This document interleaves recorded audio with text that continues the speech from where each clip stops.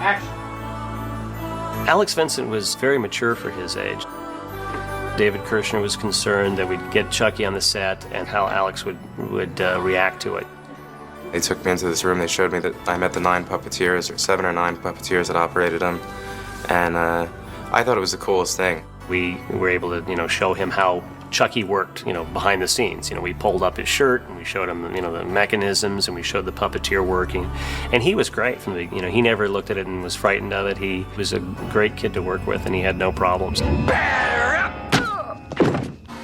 I am amazed in looking at it, what we were able to accomplish with very simple, rudimentary filmmaking techniques. There's a scene where Chucky's walking down a hall and what you don't see is that there's a dolly that's being pushed as the camera's on him as he's looking back and forth across this hall. And it worked incredibly well.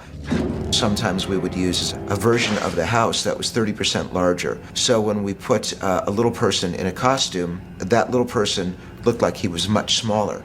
Several times we used Ed Gale. He's about 10 inches taller than Chucky. We would come to the shop and he would study the doll because we decided if he just moved fluently, we could not mimic that. The wonderful actor that played Chucky as a little person studied what Kevin was doing with the movements of the doll and tried to capture that movement in his movements.